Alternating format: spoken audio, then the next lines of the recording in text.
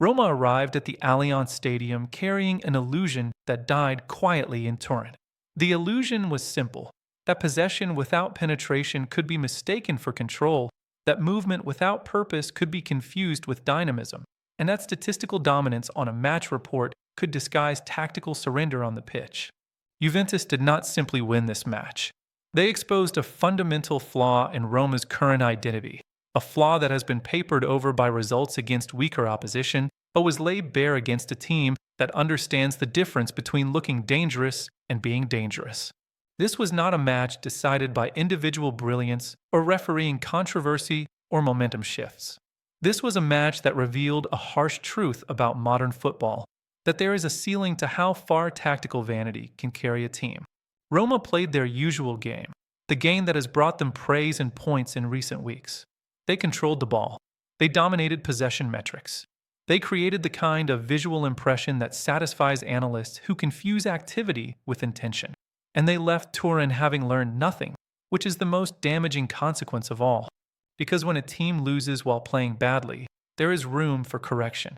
When a team loses while playing exactly as planned, the problem runs deeper than tactics. It runs to philosophy. It runs to identity. It runs to the very question of what football is supposed to achieve. Juventus understood something that Roma did not. They understood that possession is only valuable when it leads somewhere. That movement is only threatening when it has direction. That control is only meaningful when it translates into consequence. Roma built their entire approach on the assumption that if they kept the ball long enough, if they circulated it patiently enough, if they shifted Juventus from side to side with enough repetition, eventually the defensive structure would crack. It did not crack. It did not even bend. Because Juventus were not defending against Roma's possession. They were defending against the space behind their possession, the space where danger actually lives. And in doing so, they demonstrated a level of tactical maturity that Roma, for all their technical superiority, could not match. The opening 20 minutes told the entire story of this match, even though the decisive moments came later. Roma dominated the ball immediately, as expected. They moved it crisply across the back line, drawing Juventus forward, creating the illusion of pressure that never materialized into genuine threat. Juventus allowed this to happen, not because they were passive, but because they were intelligent. They compressed the central spaces, forced Roma wide, and waited for the inevitable moment when possession without penetration would force Roma into a decision: go backwards or go forwards with insufficient support. Roma chose backwards almost every time. And each time they chose backwards, Juventus reset their defensive shape with minimal effort, expending almost no energy to regain their structure because they had never truly abandoned it. This is where the illusion begins to take form. To the untrained eye, Roma looked in control. They had the ball. They were dictating tempo. They were making Juventus chase shadows in wide areas. But they were not dictating anything meaningful. They were simply being allowed to do what Juventus wanted them to do, which was to stay far away from the penalty area while feeling productive. It is a trap that possession-based teams fall into repeatedly against defensively sophisticated opponents. They mistake the act of having the ball for the act of threatening goal. They confuse technical superiority with tactical advantage. They play the game they want to play rather than the game that needs to be played. And by the time they realize the difference, the match is already lost. Juventus, by contrast, did not need the ball to be dangerous. They needed only brief windows of transition, moments when Roma's positional play left them structurally vulnerable. And those moments came, not through luck, but through design. Every time Roma committed numbers forward to support their possession, Juventus identified the space behind. Every time Roma's fullbacks pushed high to provide width, Juventus recognized the gap between defense and midfield. They were not waiting for mistakes. They were waiting for inevitabilities, the natural consequences of a system that prioritizes control over caution. When those inevitabilities arrived, Juventus punished them with the kind of clinical efficiency that only comes from tactical certainty. The psychological dimension of this match was equally revealing. Roma played with the confidence of a team that believed their approach was superior, that their technical quality would eventually overwhelm Juventus's defensive discipline. This is the mentality of a team that has been praised too often for performances that looked impressive without being effective. They have been told that their style is progressive, modern, aesthetically pleasing, and they have internalized that narrative to the point where results become secondary to process.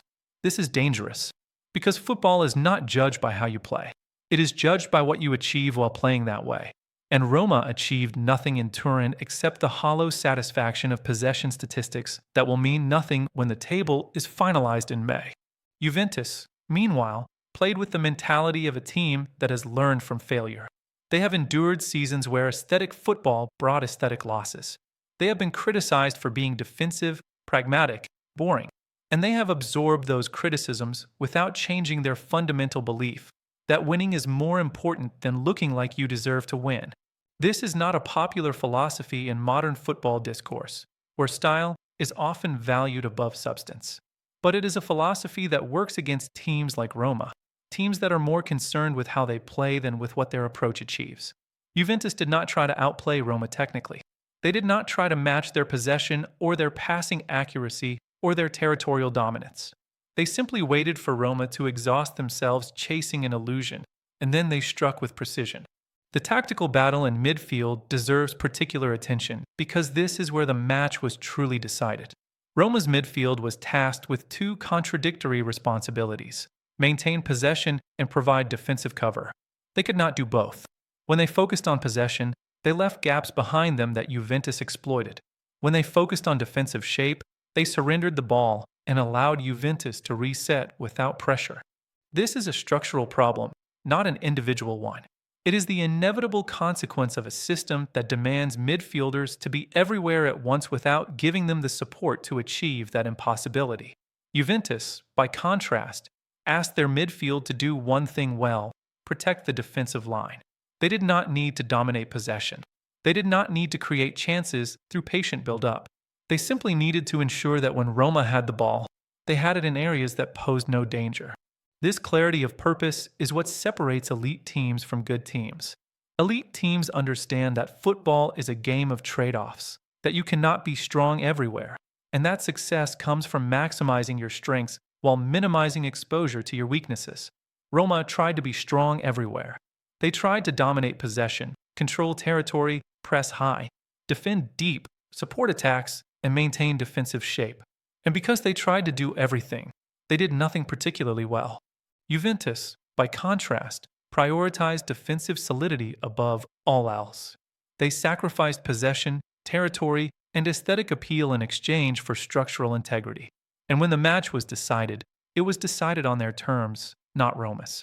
The consequence of this result extends far beyond 3 points. For Roma, this match revealed that their current approach has a ceiling, that it works against teams that allow them to play their game, but collapses against teams that refuse to engage on Roma's terms. This is a critical realization because Serie A is filled with teams that will study this match and replicate Juventus' blueprint. They will sit deep, compress spaces, force Roma wide, and dare them to break down a compact defensive structure. And if Roma cannot adapt, if they continue to believe that possession alone is sufficient, they will continue to encounter this same ceiling in every meaningful match they play. The question is whether they recognize this truth in time to address it, or whether they will persist with an illusion that has already been exposed. For Juventus, this match confirmed what they already knew, that their identity is not built on beauty but on reliability, not on dominating matches but on winning them. They will not receive praise for how they played in this match. They will be criticized for being defensive, for not taking more risks, for playing a style that aesthetics-obsessed observers find distasteful. But they will take those 3 points and move forward with the knowledge that when the season ends, nobody remembers how teams played. They only remember who won. This is the mentality of champions, the mentality that prioritizes outcomes over optics. And it is the mentality that Roma, for all their technical quality, currently lacks. There is also a broader lesson here about the evolution of Italian football. For decades, Serie A was defined by defensive sophistication, by teams that understood how to suffocate opposition attacks and capitalize on minimal opportunities.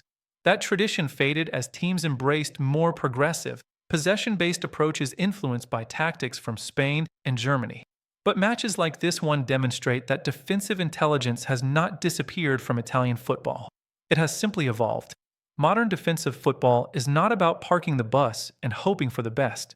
It is about controlling space, recognizing patterns, and exploiting structural vulnerabilities with precision. Juventus demonstrated all of this against Roma. They showed that you can defend intelligently without defending passively, that you can absorb pressure without surrendering initiative, and that you can win matches without dominating possession statistics. The most damaging aspect of this result for Roma is not the loss itself, but the manner of the loss. They did not lose because they played poorly. They lost because they played exactly as planned and their plan was insufficient. This creates a psychological problem that is difficult to resolve.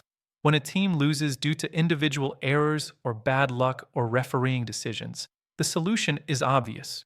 Eliminate the errors, accept the luck, move past the decisions.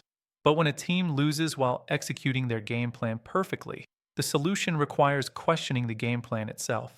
And that is a conversation that most teams are reluctant to have because it forces them to confront uncomfortable truths about their identity and their limitations. Roma's coaching staff now faces a critical decision.